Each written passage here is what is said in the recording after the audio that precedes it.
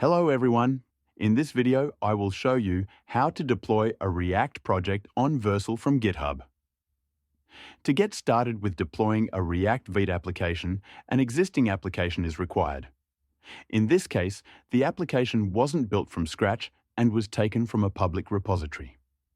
The application itself is a simple dashboard-style UI, and all of the code is contained within the project.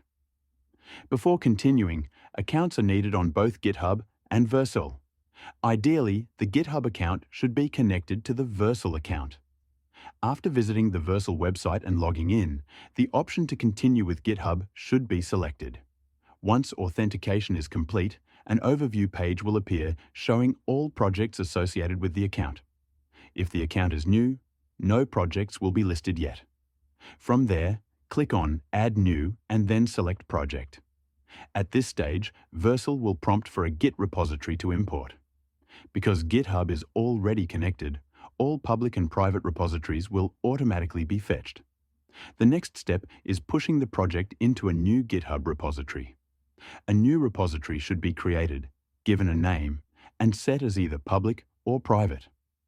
After creating the repository, GitHub provides a set of commands. These commands should be copied and run inside the project directory. First, a Git repository is initialized. Then all files are added. And finally, the copied commands are used to push the project to GitHub. Once the push is complete, refreshing the page will confirm that the repository is now available.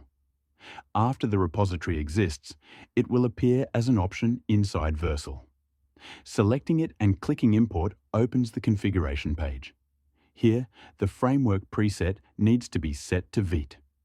The root directory does not need to be changed, and the default build commands can remain, unless custom commands are being used. One important section to pay attention to is environment variables. If the project uses environment variables, they must be added here so they are available in production.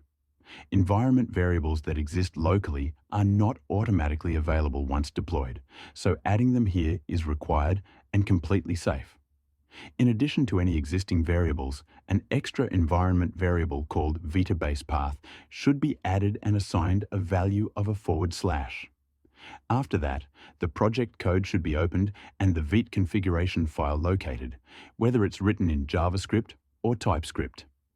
Inside that configuration file, a new base property needs to be added. This value should read from the environment variable that was just created, and if it doesn't exist, it should fall back to the GitHub repository name. The repository name can be copied directly from the GitHub URL. Once this change is made, the updated code should be committed and pushed back to GitHub. With everything in place, returning to Vercel and clicking Deploy will start the deployment process.